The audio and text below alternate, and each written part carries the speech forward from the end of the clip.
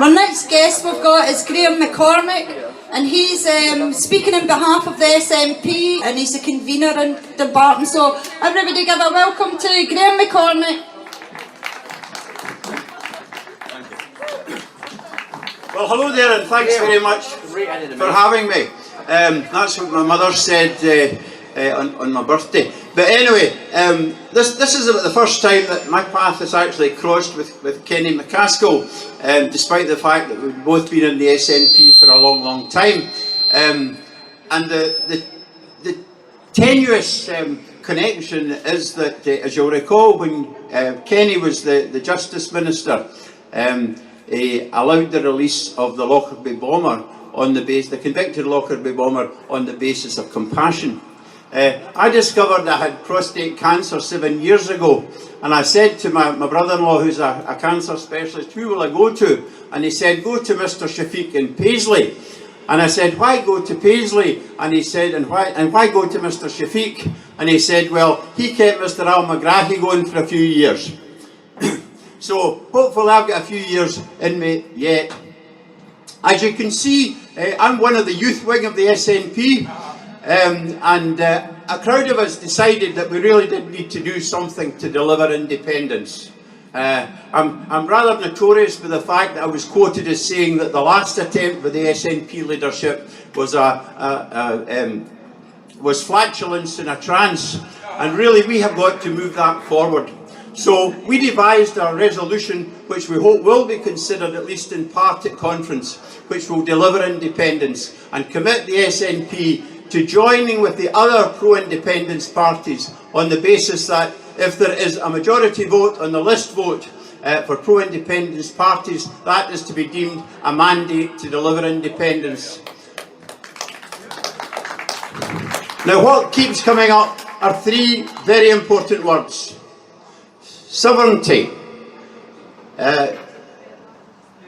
union and voluntary.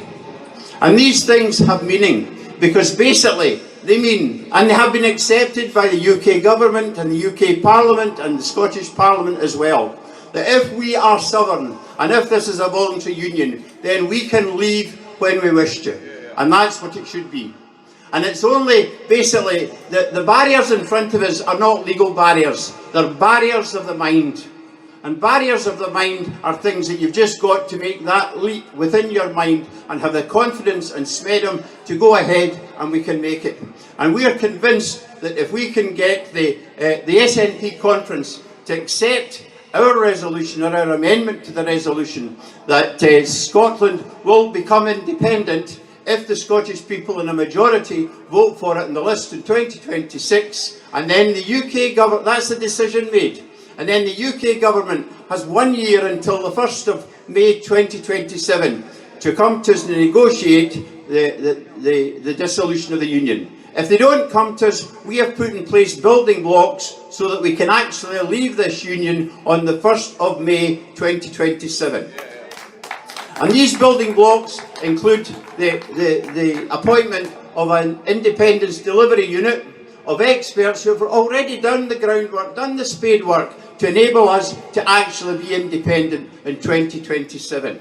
It also involves a provisional government which will involve all the MSPs who have been elected for pro-independence parties. But in addition to that, there will be 100 places so that all the independence supporting parties proportionately can also put people onto the provisional government.